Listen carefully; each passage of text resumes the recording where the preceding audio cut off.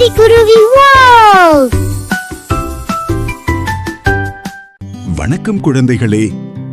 இன்று நாம் பார்க்க போகும் கதை தங்கமணி அணிந்த ஆடு. ஒரு அழகான சிறிய தமிழ் கிராமத்தில் மீனா என்ற ஏழை சிறுமி வாழ்ந்து வந்தாள். அவள் மிகவும் நல்ல மனசுடையவள். ஒரு நாள் மாலை மீனா காட்டுப்பாதையில் நடந்து கொண்டிருந்தாள்.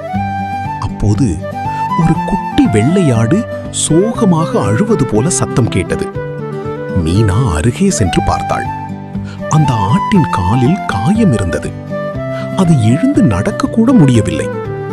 அதை பார்த்த மீனா மிகவும் வருந்தினாள். உடனே அந்த ஆட்டை மெதுவாக தூக்கிக் கொண்டு தன் வீட்டிற்கு வந்தாள்.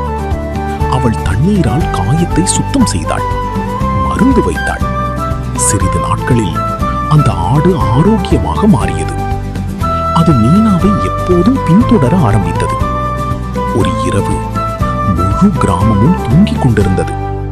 திடீரென்று ஆட்டின் அருகே தங்க நிற ஒளி தோன்ற ஆரம்பித்தது. மீனா பயந்து வெளியே வந்தாள். அப்போது அந்த ஆட்டின் கழுத்தில் ஒரு அழகான தங்கமணி மந்திரமாக தோன்றியது. அந்த மணி மெதுவாக ஒலித்தது. உடனே காய்ந்திருந்த செடிகள் பச்சையாக மாறின. வறண்ட கிணற்றில் தண்ணீர் நிரம்பியது. கிராம மக்கள் ஆச்சரியப்பட்டார்கள். அடுத்த நாள் முதல் அந்த ஆட்டின் மணி ஒலித்தால் கிராமத்தில் நல்ல விஷயங்கள் நடக்க ஆரம்பித்தன. பசித்தவர்களுக்கு உணவு கிடைத்தது. விவசாய நிலங்கள் பசுமையாக மாறின.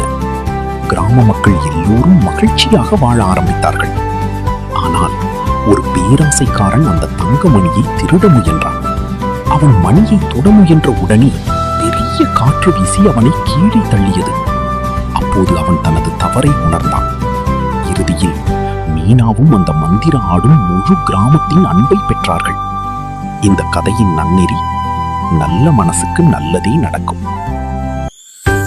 குருவி